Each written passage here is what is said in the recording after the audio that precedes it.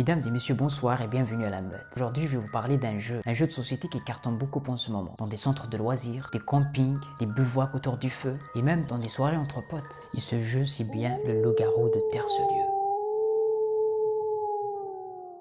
Dans cette vidéo, je vais vous expliquer qu'est-ce que c'est que ce jeu, quelles sont les règles de base et je vais vous donner quelques personnages clés qu'on utilise dans le jeu.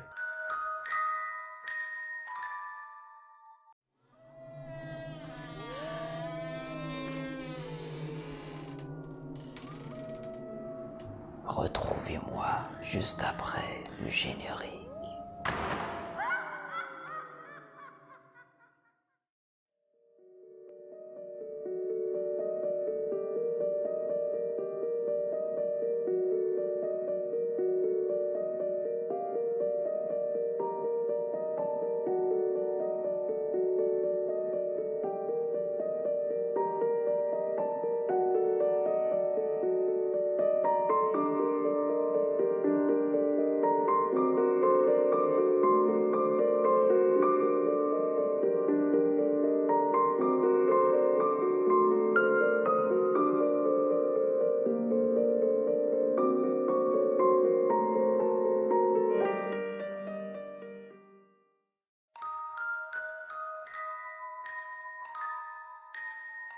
Le loup-garou de Terre-Lieu, c'est un jeu de société très riche en termes de développement personnel. Parce que déjà, il développe notre capacité à prendre la parole devant un public, notre capacité de mémoire, donc il faut mémoriser ce que les autres ont dit et voter, notre capacité à détecter les émotions des autres, et aussi la capacité à argumenter, convaincre, et au final, avec tout ça, il faudra adopter une stratégie afin de gagner la partie.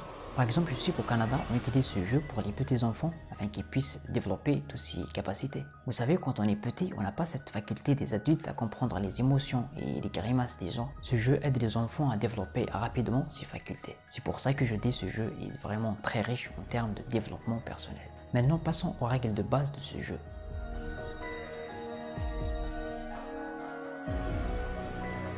Nous sommes dans un village qui s'appelle Terre-Lieu. Dans ce village, il y a des gens qui se transforment en loup-garou pendant la nuit. Ils ont une soif immense de boire du sang et de tuer des gens, un par un jusqu'au dernier. Le jeu se déroule en deux phases, le jour et la nuit. Ça commence par une distribution de cartes au hasard. Chacun peut être un villageois, un loup-garou ou un autre personnage VIP. Ne vous inquiétez pas, je vais revenir sur les personnages VIP. Pendant la nuit, tout le monde s'endort en fermant les yeux. Les loups-garous se réveillent et dévorent chaque nuit un des villageois. Au lever du soleil, les villageois sont surpris qu'un des leurs a été tué par les loups-garous. Ils vont alors se réunir pour un débat. Qui sont les loups-garous qui se cachent parmi nous? Chacun doit s'exprimer et convaincre les autres qu'il n'est pas loup-garou. Et donner une perspective qui sera le loup-garou. Pourquoi? À la fin du débat, un vote est organisé. Tout le monde doit voter sur la personne qui soupçonne être loup-garou, enfin susceptible d'être loup-garou. Et la personne qui reçoit le plus de voix, il sera éliminé évidemment. Et sa vraie identité sera divulguée par l'animateur du jeu. Ça continue comme ça jusqu'à ce que soit les villageois vont gagner en éliminant tous les loups-garous ou les loups-garous vont gagner en tuant tous les villageois. Maintenant, passons aux personnages VIP, ceux qui ont des pouvoirs surnaturels dans le village.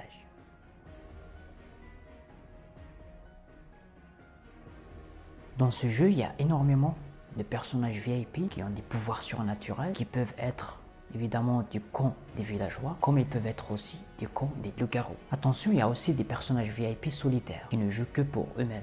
Leur but est de gagner seul face à tout le monde, éliminer les loups-garous et les villageois. Ces personnages VIP exercent généralement leur pouvoir pendant la nuit. Ils sont réveillés par l'animateur du jeu avec un ordre défini pour qu'ils puissent exercer leur pouvoir. Alors, je ne vais pas vous expliquer tous les rôles qu'il y en a dans le jeu parce qu'il y en a énormément. Je vais juste prendre 3 rôles principaux qu'on utilise souvent dans une partie de loup-garou. Je vous mets en description un PDF expliquant les personnages, les règles du jeu et tout le déroulement d'une partie du début jusqu'à la fin. Passons au premier personnage VIP, la sorcière du village.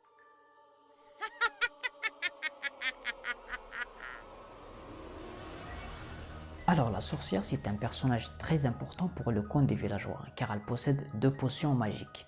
Une potion de guérison, c'est-à-dire elle peut se ressusciter ou ressusciter un autre villageois qui a été tué par les loups-garous pendant la nuit. Mais attention, elle ne peut l'utiliser que pendant la nuit mais pas pendant le conseil des villageois. Et elle ne peut l'utiliser qu'une seule fois pendant toute la partie.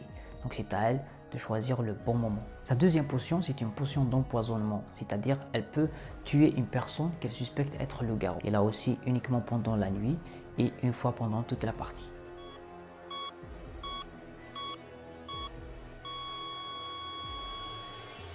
Le Salvateur, ou on l'appelle aussi le médecin du village, il possède des piqûres magiques. Chaque nuit, il doit injecter sa dose à une personne qui lui paraît moins suspecte afin de la protéger de la morsure des loups-garous.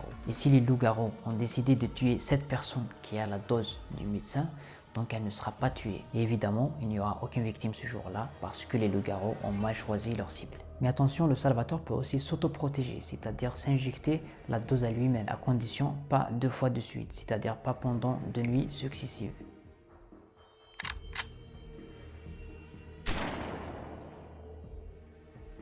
On termine cette vidéo avec le chasseur du village. C'est un rôle très important pour les villageois parce que s'il se fait dévorer pendant la nuit par les loups-garous ou éliminer malencontreusement pendant le conseil du vote, il est obligé de répliquer avant de rendre l'âme. Il doit éliminer n'importe quel autre joueur de son choix. Donc c'est à lui de bien choisir sa cible afin d'éviter d'éliminer un autre villageois. Donc c'est un personnage très important et très dangereux aussi parce qu'il peut à tout moment renverser la donne en éliminant un autre joueur avec lui. Mesdames et messieurs, on arrive à la fin de cette vidéo, j'espère que ça vous aura plu. Et n'oubliez pas, je vous ai mis en description un fichier PDF qui explique vraiment tous les détails du jeu. Et je reviendrai également avec d'autres vidéos pour vous donner des astuces et des stratégies de jeu. Et n'hésitez pas, surtout si vous avez des questions, mettez-les en commentaire. Peut-être j'en ferai une autre vidéo selon vos questions. Et il me reste qu'à vous dire bonne soirée de loup-garou.